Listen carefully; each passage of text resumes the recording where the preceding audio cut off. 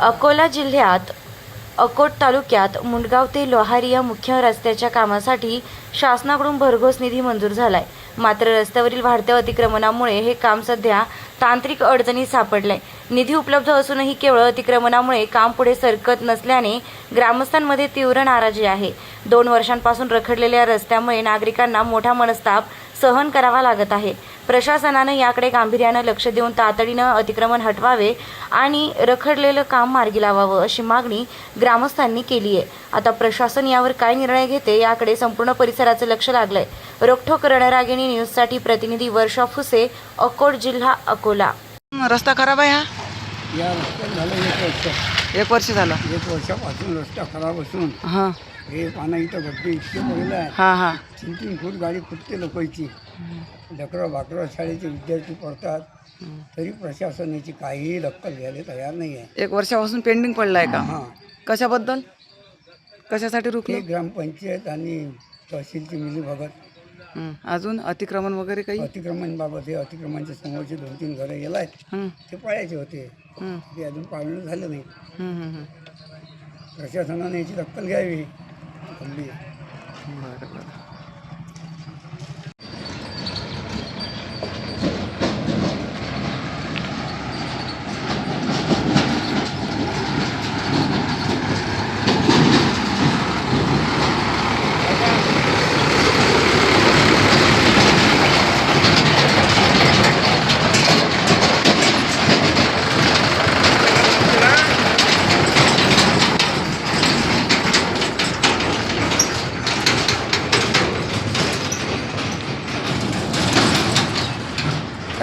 काय रस्त्याचं काय रस्त्याबद्दलचं काय म्हणणं आहे तुमचं? गाड्यावाले पळून राहिले. किती दिवसापासून खराब आहे रस्ता? कसं काय सांगा ना रस्त्याचं, तुम्ही बोला ना. त्याबद्दल आता 30पर्यंत गेला ते ना, काय झालं सँक्शन काय नाही आम्हाला काही माहिती नाही. पण 30पर्यंत गेला पूर्ण रोड आहे हा. ते आले होते त्यांचे ते साहेब लोक, ते अतिक्रमण काढा थोडं तर काढलं, नंतर बंद पडलं. हां अजून बाकी पडतात लोक. वाटेल तेवढा त्रास आहे, जाणार येणार आहे. मोठा मेन आहे ना.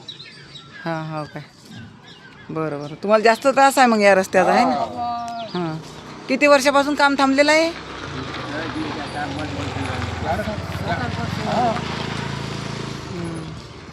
हो काय. शाळेचे लेकरं पडतात, शाळेच्या लेकरं वापस जातात कपडे भरून. बाहेर गावचे लेकरं तिकडले त्याच्यानं लय तकलीफ आहे त्या लोकांची. बरं बरं.